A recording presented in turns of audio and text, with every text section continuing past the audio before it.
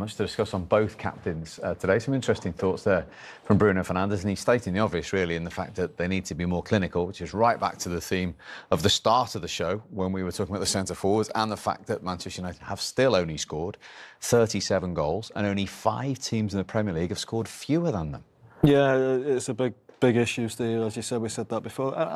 I think it's quite right saying the defensive organisation looks all right. But is that because they don't look like a threat at the other end of the pitch? You know what I mean? That balance has to be right. The balance isn't quite there. They definitely need more ammunition in the forward area of the pitch. Right, that goes without saying. I think Garnacho is the only threat, but again, we're talking about the threat where he scored once in 25, 26 games. It's not enough. He needs to be more consistent. With his chance, he should have scored again today for me. The diving header 5 yards out, it should be a goal, and that probably wins the game. So reinforcements look, we know reinforcements need possibly all over the pitch, but especially in forward areas, they're just toothless in attack. I'm going to give you an incredible stat now, because it's not just reinforcements, it's the way they're playing that's getting much discussion. Since Ruben Amorim arrived, only Leicester City have scored in fewer games than Manchester United. So actually the goal scoring record's gone backwards since this manager came in, with the shape and with the players that he has available to him. Yeah, and from what we've seen so far, it's not going to change that. He's not going to change the shape, whether it's winning games or losing games. It doesn't seem to matter to him now. He thinks he's got... Well, I think deep down he knows he probably hasn't got the players that he needs for the shape he wants to play, but he's just getting on with it anyway, cracking on with it, hoping eventually it does come, and then when he brings his new players in, that they will be off and running with it. I think defensively, it feels like it's working, because you look at the record, you look at today, they didn't really concede any chances, I think, over the last 5 or 6 weeks. But they're not playing against great opposition in the last five or 6 weeks, so you have to take that into account as well. And they have looked defensively solid, they do, but to win games of football, you've got to score goals. This is just the way of this club. This club is about entertaining people, having brilliant forward players. Forward players are just, they're not at the level that is required to have a team who can compete constantly for Champions League, for the title. They're in 14th in the Premier League. They're there for a reason. 37 goals in 30 games.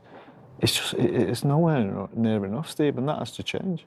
So when he auditioned, surely being a Manchester United potential manager, he'd have put himself forward with a forward-thinking, attacking system, because he was so keen, so implement. Like he would have interviewed on his sword. This is my system, and this is what brings success.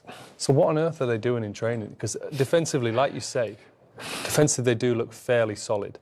But in the Premier League, to be successful, you can't just rely on being like, you know, Forest, Leicester, those sorts of teams. They don't come around very often. There's not much sustainability to what they're trying to do. You can have one good season, but what could he possibly be doing in training to balance that up? Because they can't just think as soon as they start attacking, they're vulnerable. It doesn't work. A good team doesn't, the moment they attack. Yeah. Well, I think his system can be an attacking system. I think he's shown it at Sporting Lisbon. Of course. They scored plenty of goals. I just don't... He hasn't got the ammunition to go out and actually score goals. He just hasn't got it. He's got Bruno Fernandes, who's capable. Xerxes, Højlund, not goal scorers. Garnacho doesn't look like a goal scorer enough. You can go recruitment right back down the years, can't you, for the last 2 or 3 years, and think, how on God's earth have Manchester United end up with one centre forward who doesn't score goals? It's incredible. It would be interesting to see if you gave Ruben Amorim and said, what is your ideal 11 for the system that you want to play? I wouldn't be able to name the players that he'd want. It doesn't really just quite make sense. He did well at Sporting, and I'm sure he's a top coach when he's on fire and when the team are flowing. But it's just really, really hard to work out what his team looks like when it's successful, being both solid at the back, which every title-winning team needs to be, but also effective going forward. That's the one thing that I'm just struggling to see. We have to cut him some slack here in the sense that the way he wants to play, you have to recruit players for that specific way, and obviously they've been recruited for the previous managers. Absolutely, no doubt, but like a high-end player, which Man United have signed, and you know, players have proven that they've signed them, and other people have wanted these players, so they could have gone on hypothetically and gone and played for a team that's successful and done well. And you look at Anthony, you look at Rashford. You know, they're in a system that's working. They're not amazing. They've gone into systems that are groundbreaking. Look, I know Anthony's gone into a Pellegrini. That's very simple in what he wants from them, but he seems to be shining. So that's all I'm asking. These guys aren't awful players. They've not recruited terrible players. They should be able to coach them into some sort of system, like working with them every single day. Like, that's what you forget about a professional footballer. Joe, when you said that there wasn't much competition, I don't remember much competition for some of the players they did sign. I don't remember being a fight over Joshua Zirkzee all around Europe. Ugarte, Højlund, possibly. I think Højlund might have been one who people could have wanted because he was so young. Anthony, who I can't think of many teams. They're not fighting for players who other teams want, are they? And that's possibly an issue as well. Up at Man United for huge money. That's wild. Bad recruitment. Yeah. Terrible recruitment. And in terms of what you're saying, that the players don't fit the system and he hasn't got his own players, we're not expecting a huge turnover of players this summer to try and make an instant difference at the start of next season. So is that a concern as well? It has to be a major concern. Where's the money coming from? Obviously, we've seen the interview from Sir Jim, and it didn't make good reading. You don't think he's got a war chest to go to war with. He just doesn't feel like that. I get the impression, and I could be wrong here, but I think they might sell the two young players. I think they might sell Garnacho and Mainu just obviously for PSR issues as well.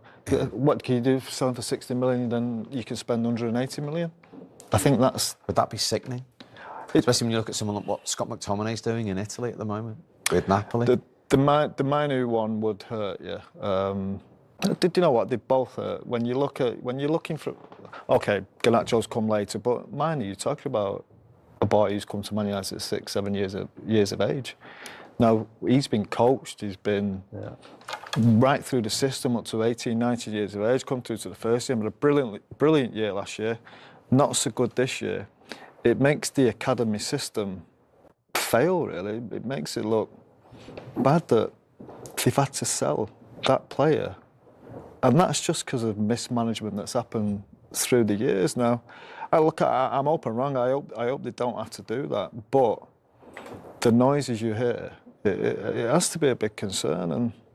And for Manchester to be in this position, you look back at Manchester over the last 20 years, you think, get any in the world, any player they want. And we had a brief conversation before.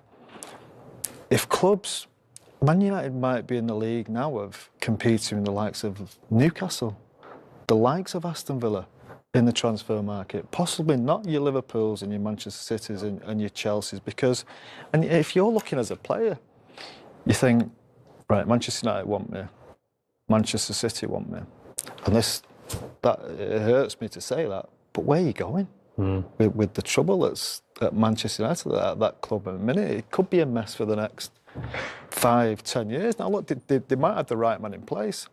And they're saying, Amorim, is he the right man? He's got a big job. This is a big job for anyone. Whoever the manager is, whether it's Pep Guardiola could be there.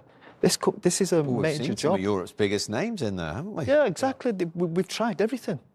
Now it's time to just stick with the system as he's doing. And United fans are brilliant as well. They'll support whatever manager. Even Ten Hag in the later days, everyone knew it wasn't great, but they support him, and eventually you've just got to stick with it, I think. Because you try your Van Gaal, you try the Mourinho's, the very best, and it's not worked. So we've got a young, bright manager. We know that. He's great record in Sporting.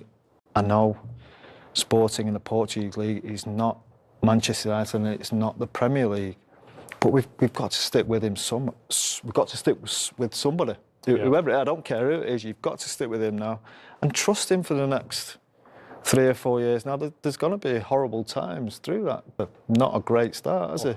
Fair to him, but I think he's getting parts of it right. Like Arsenal have done with Arteta? Yes, very much so. What's Arteta been there 5 or 6 years? They won the FA Cup early on, which was great for him. Hopefully Manchester United go and win this Europa League for him early on, and then that gives him that time to build, because Arteta, when he first went, Arsenal were a poor team. And he's rebuilt it with Edu. Don't get me wrong, that's another worry. You think, see, he possibly came over it under false pretenses at Amorim. You think, right, the first time Manchester United have got a director of football in Dan Ashworth, within 2 or 3 months he's gone. All of a sudden, he's back on his own again. They haven't employed anybody else. And he's a young manager coming over to a different league. Another thing, he's got a really young set of staff with him as well, which sometimes I think it might be a good idea to try and bring somebody experienced, especially a bit of experience of the club and the league. The club and the league especially. And there's plenty of people out there, he obviously doesn't want to do that, but he needs help around the training ground every day. I don't know if Jason Wilcox is now that man. But you can't just leave him to it. There were so many times that Ten Hag, he was like the one man representing the club. He was almost sent out to the lions all the time to defend everything. I don't want this man to have to do it. He's young. He's got a big enough job in his hands. He needs that help in the background. And I think a director of football would be some really experienced. Look what Arsenal have just done with the lad from Atletico Madrid, Berta. You know, somebody like that, somebody with real experience and presence in behind him, just to help him along day to day with the job. And Emery's got Monchi as well, hasn't he? At Villa, exactly, yeah. Okay. Well, you talk about trusting Ruben Amorim. Let's hear from him now and see what he thought about the 0-0 and the Manchester derby today. On balance, more happy than unhappy? Depends. If you see the game, I think we had some chances to win the game. We tried to use the pace in transitions, defending a little more in the low block, but we had our chances, and we had some moments with the ball, and we pushed City to their half. I think we were near the goal, but if you look at the game, you can accept the draw. Yeah. So they had more of the ball, but did you feel like you had a bit more of the threat? Yes, because you have more space, and that is something that is normal when you are prepared to do that and you expect to do that. We were closer, I think, to the goal. They have more possession. That is normal. Is it still that last bit for you though? In the last third, final pass, final cross. I heard you talk about it in midweek. Same again today. Sometimes Ederson did quite well, because we had some moments in the pass was in the they used a good pass in the overlap sometimes, things that we didn't do against Nottingham, and then Ederson was there, but if you look at the team, we have so much to improve in every aspect of the game, so that is one more. Okay, give us some of those things. Where do you need to improve? We've not got long enough. Everywhere. I think everywhere. We need to improve in every aspect of the game, build up, transition, decision clearly in the final third. So we have to improve in every aspect. How can you improve that last bit in the final third? Is it about developing individuals, or can it only be done in the transfer market? No, we have. Every player can improve, and they are here because they show something in other clubs. So they have the quality. We have to spend more time there.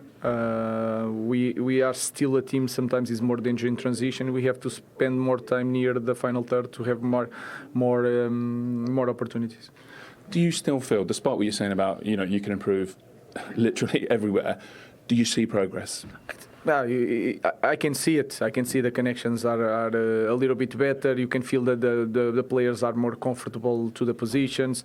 We can find players between the lines. All that things, we are more calm with the ball, so we are better. But like I said in the beginning, we have a lot to improve. Yeah, and you talked in the week about being in a rush to get to where City are right now, and even beyond that. So what's it going to take? Maybe over the summer, to make that leap, so you're contending at least somewhere near at the top? Again, I know I'm not naive. I'm not crazy. I can see the moment that we are. I can look at to the opponents, and I understand there's a big gap. But I'm as a leader, I cannot say that we are going to take a lot of time. Even if you want to bring someone, if you want to push our players, you have to show some hurry. You have to feel that urgency to do something better, because you don't have a lot of time in the club like ours. So we are in the rush. That is clear. What did you make of it today as a game for a derby in this country? It's quite a cagey game, I guess, 0-0. Why was it that way? I think if you look at the moment of both teams, not fighting for the title, that changed completely the game. You can make a funny game, but the feeling of winning, of you cannot lose 1 point, you have to win every game at home, that feeling is not here, and it's hard for me. I'm the coach. It's hard to say that. So we need to fight for big things. If we are fighting for big things, the feeling it will be completely different. In that urgency, you will feel it more in the game. Like you don't feel it today, because both teams are sometimes they have a lot of doubts in some moments to jump in the pressure, etc., etc. So I think you need to be fighting for the big things. Thank you. Thank you very much. That's the thoughts of Ruben Amorim. Let's go to Old Trafford. Speak to Dimitar Berbatov again. He's been there all day for us. He's saying there, the United coach Berba, that you could feel the game, with no titles on the line, it didn't quite matter enough to both sides. Did it feel like that in the stadium? Maybe a little bit, but sometimes when you don't have the pressure of fighting for the title, this is when a good game can open up and you have more opportunity to score. You play without pressure. I really thought that this was going to be one of these games, but today was boring, in my opinion. Yes, I think we're all in agreement with that. Ruben Amorim saying they have to improve in every aspect. What's the biggest area you think United need to work on for quickness and improvement? Well, if you don't score goals, obviously, if you don't score enough goals, obviously people will point out this is the area where United should improve, especially when you look at the history of the club with all the goals that were scored, the players that used to play and scoring goals and entertaining. So obviously, me as an ex-striker as well, I'm looking first there. And we speak about this all the time, that score. And of course, everything is connected, the ball from the goalkeeper to the defense, midfield, and then going to the striker. And today, to be honest, I saw a glimpse of good connection when the team was going to attack, but still that missing, and maybe they need to work and Ruben said, to improve everybody on that final third, on that final pass and finishing. Berb, you're in that good shape, you could still play. So just for a moment, put yourself in this current United team in Rasmus Højlund's shoes. We showed at half-time his average position. It was back inside the City half, with only Garnacho ahead of him. I mean, how would you feel being asked to play like that as a United centre-forward? Oh, with exception probably one to two strikers, no striker likes to track back, no striker likes to defend set pieces or corner or whatever. The strikers likes to get the ball and score goals or make assists, that's it, period. So when you play games like this today, or when you need to chase after the ball or stand behind the ball, you're going to get frustrated, you're going to waste your energy. Then when you need to sprint forward, you're going to get tired. Then your brain is not going to make a good connection with your body and reaction. So it's difficult, and I can understand. I've been there, and I know that sometimes it's very tough. It's one to speak from here, from the outside. Completely different is to be on the pitch and to play the game and to score. I think Rasmus is giving everything he can, but sometimes he's wasting energy on the places on the pitch where he shouldn't do that. He tried to impress, to show willingness that he wants to be there into the team, and I understand that and I respect that. But the only thing missing here, and the most important, is the goals. Do you think he's getting enough service, him and Zertsky, when they play? No. Are there enough balls going into the penalty area for a centre-forward to feed off? And even if they go, the balls are not good enough for the centre-forward. When you play teams like City or clever teams or even big teams with big defenders, this type of balls into the box, like just put the ball there, yes, sometimes they can work. Sometimes that's how we used to score goals as well. But when you have big defenders against your defender who thinks they will intercept, they will read the game, they will wait for that cross. So the more intelligent the midfield player is, the more chances he can create for the striker, and vice versa, of course. If the striker is intelligent, he knows where to move. So this is the area I think they need to improve. Very interesting. And away finally from the Premier League, if they've got a big game against Lyon this week, the first leg of the quarter-final of the Europa League. If they can make progress and maybe even win that trophy, get that early for Ruben Amorim, will that help the speed of this development with United? I think that will give that needed confidence in everybody that the team is moving in the right direction, and everything is, it's working in a position or in a way that it should be, bringing a trophy or fighting for the trophy like United used to do so much in the past. And of course, Scholes knows a little better than me what it takes to win trophies and how to do that. So I sincerely hope that the game that is coming is going to be successful for United, because it's gonna boost the confidence even more for everybody. Top stuff, Berba. Thank you very much indeed. Thank you, guys. Great to see Berba at Old Trafford. And getting back to what Ruben Amorim was saying there, he can see progress. Players are more comfortable in their positions and they're heading in the right direction. Can you see that?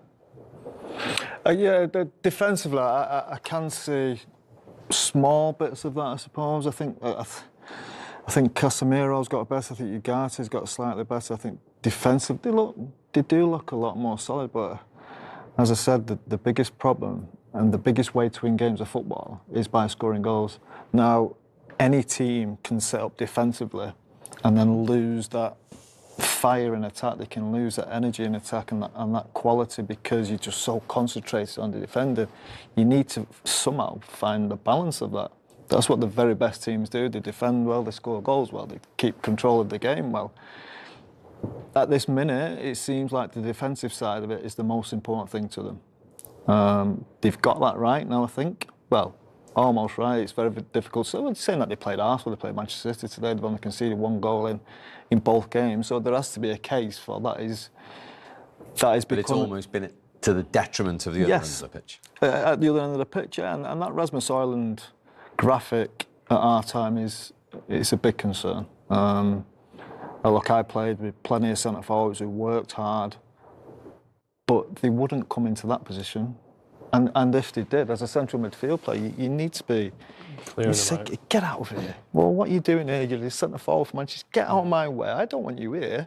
You're up there. As Berba was saying there, save your energy for the most important thing on a football pitch. He's in here, he's running there, he's running to the left-hand side, he's running to the right-hand side, he's running back.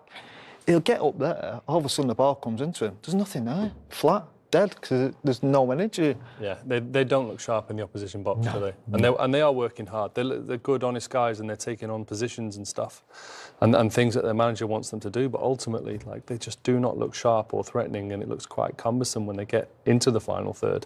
It's very difficult for. You can't really coach forwards. You can coach them in movement when they're kids, as we're saying there, but. Once you're 25, 26, what's Højlund now, 22, 23, maybe a little bit older, the coaching side of that's gone, the development's gone. He can't get inside his head and make decisions for him. Garnacho, he's played over 100 games now. You can't get inside his head. You have to almost rely. You can give movements and patterns of play, of course you can, but you can't put that thought in his mind, right, now I'm going to settle down, calm down, quick work, I've got into the right place. Now it's all about, I've got to choose the right finish. Am I going to bend it round him? Am I going to dink it over him? It's very difficult for a coach to do that. Now, when you're forward, you need good players. You need top-class players at proper clubs when you don't need that. You think of Manchester City down the year. Well, you look at Haaland. You think Pep Guardiola tells Haaland how to finish? Yeah. Absolutely no chance. You think he tells him how to calm down in front of goal? You don't have to. And that's where recruitment comes into it. Look, Højlund's still a young player. I still think if he gets chances, he can finish. And he has shown it, funnily enough, in Europa League games more than anything. The big worry for him now, and especially in these last 20-odd games, he doesn't get chances. And now you can blame your midfield, you can blame wide players all you want, but I just don't see the cleverness of movement. And there is a lot of pressure on me. He should be one of 2 or 3 strikers. To be a young lad, as a number, be rotated. Yeah, go and have a sit back for half a game or 2 or 3 games. Have a look, see what it's about, see what I think I could do. He hasn't had that time to do that. And look, 2 or 3 centre forwards are most, and there's not so much centre forwards, but just forward players who know what they're doing with real quality. So for the likes, we've highlighted Bruno as probably the best player that Manchester United have got. And when he gets his head up, as you've been in that position, being one of the best to do it, Kevin De Bruyne, They've got no certainty. They can't have the quick thinking of getting the ball out of their feet and thinking, I know where I'm going to flip this. They're having to get their head up and think, where is Rasmus Højlund on this pitch? Yeah. Is he behind me? Is he to the left? He's Is he usually, to the right? usually behind them. Exactly. Yeah. And you know when you're at your best and you're at your smooth best, especially if you're going to be a transition team, which it looks like they're trying to do at the moment, which is very much defend well and turn over. They need to be quick to, because the Premier League defenders are also fast now. Yeah. A few times Man United turned over, and Garnacho, one of the quicker players through the pitches, streaming forward, but eventually Premier League players will get back. No matter what level, whether it's Manchester City or whether it's Southampton, they will get back eventually. Yeah. So, the most creative player and the best player, Bruno Fernandes, can't get it up and play on autopilot. He has to create it in his head and work it out, and that is why Man United on the turnover, they're just not threatening. That's what they're. And you flip that, you look at Forest. Morgan Gibbs-White knows exactly what to do once that ball turns over on the end. Anderson, they know that they've got a Langer, they've Don't got compare us to Hudson-Odoi. Forest, please. I'm sorry, but that's where they're playing though, mate. That's where Yeah. they're sitting in. And Look, I always remember saying when I was playing that football teams are only good as your centre forwards. Yeah. I firmly believe that. I don't think there's any doubt about that. If Manchester United get two brilliant centre forwards, they will be a much better team. Now, what they almost have to do now, what someone like Bruno has to do, they almost have to coach a kid on the pitch while they're playing in Rasmus Højlund and Garnacho. Which is that's all right. You can do that as a player. Of course you can as an experienced midfield player. You can coach a lad through a game. But you also need the other two that you don't need to coach. I'll give you an example of Nani. When Nani first came to United, you had to tell him where to run. You had to tell him what his strengths were all the time. Don't come here, just run, that's your strength. Run in behind, run inside the full-back and we'll find you. Yeah. So there is that art of... Cristiano. You had Cristiano, young players, still young players. Knowing what they're doing though. But people like Wayne, he was a man at 17, wasn't he? He didn't need coaching, he knew what he was doing. People like Carlos Tevez, he knew they don't need help. But they haven't got... Bruno's not got players in the team that don't need help. He's got players that do need help all the time, and it's... Look at that forward area, you think Sancho and Rashford not being there. I think that's a disgrace for a club like that, for them to... Where does the blame lie there? At the players, though? I think it does. Them two I think they've thrown the towel in for Man United. I think that's unforgivable. I hope the pair of them never come back. And I don't like saying it because when a player, especially come through the academy like Marcus, I hated them type of players leaving. But the sulk he had on while he was playing, and when a new manager came in as well, come on, give it your best. This football club who's had you as a kid, they paid you forget about the money, but they paid you so much money, and you throw the towel in for this massive football club who's give you everything, and then you look at your Manchester United tonight without a centre forward. Oh, he's running around for Aston Villa, right? I was going to say, what do you make of his performance then when he goes to Villa? I still don't think he's been great at Aston Villa, to be honest. I still think he's a bit sulky. I thought he was sulky for England as well. But that's the type of thing Man United are missing. They're missing the quality. Jadon Sancho didn't perform, but he's got the quality. If you add them two proper players playing at their best to that team, it makes a hell of a difference. But the two of them gave up on a struggling team. Attitude. Well, they gave up on a struggling team, and I don't think that can be forgiven. And I think clubs in the future have to look at them two especially and think, what if we're struggling? Am I going to trust these two to really get us out of trouble? Because they've shown at the biggest club in the world that they weren't prepared to do it. They weren't prepared to roll the sleeves up and give everything for the club. We've had a very tight derby game. What do you make of what you've seen? Yeah. We have a control. We're not in the right spots to hurt them. In the first half, a little better in the second half, in the first minutes. And always have been here. United have been an incredible transitional team. Always they defend against us quite deep. And of course with Garnacho, with the pace that they have, with Orgo, with a lot. And, you know, they link really well the process. I know quite well. They link inside. They know perfectly what they have to do. So it's a good team. But we take the point. So we were better to win, but still we are there. Where were the right spots? How could you have hurt them more? The players know it. Can you share it with us? So the game's gone now. You should know it after 9 years together, our game. I don't know enough about football. that you should work in a business maybe and not ask about the football. They know it. So there are a process when the ball is in one side, the player has to be in the right position. But when turn the game, punishing them, and today was not enough good. Marmoush looked maybe like your most likely player to score. Can you just tell us what you tried to do with him? Because it wasn't like he was a direct Haaland replacement. He was often off to a side and then like a box or a diamond in midfield. No. Wrong again. We probably two strikers.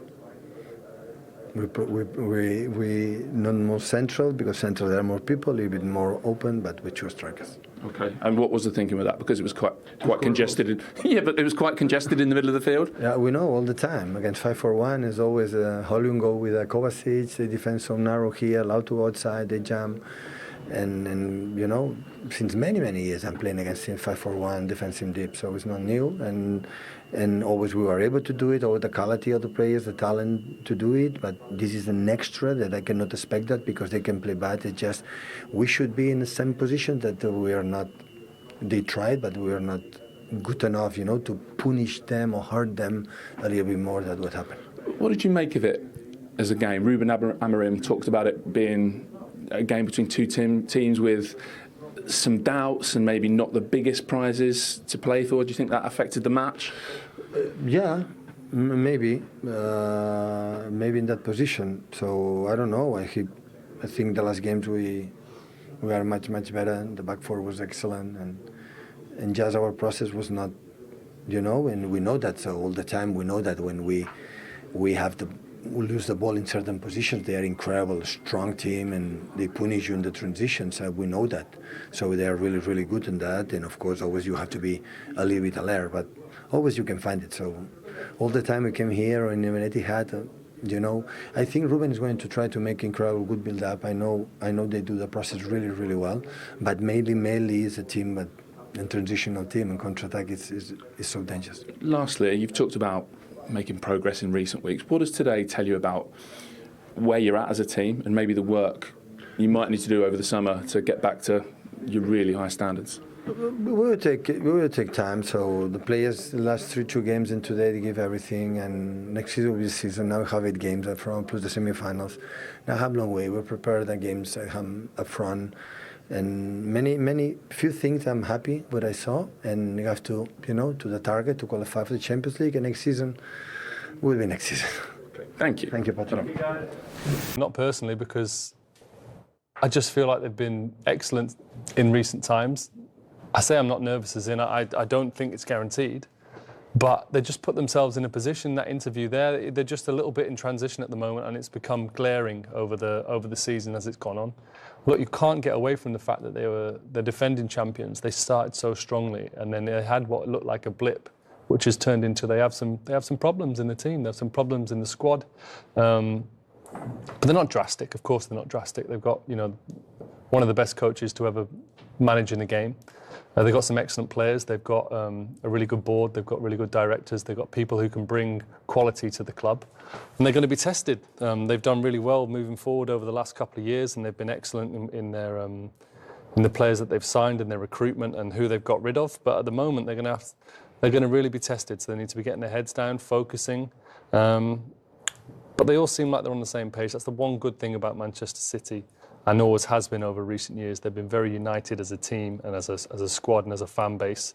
And I don't think anyone's going to overreact, and they're going to keep calm no matter what happens, because they believe that they're going to build their process back and be back to where they want to be. Whatever happens, even if they win every game, they'll have fewer points than any Pep Guardiola season. But of course, that is extraordinary standards for most of it. But do you think this is the biggest sort of rebuild challenge he's ever faced since becoming a manager?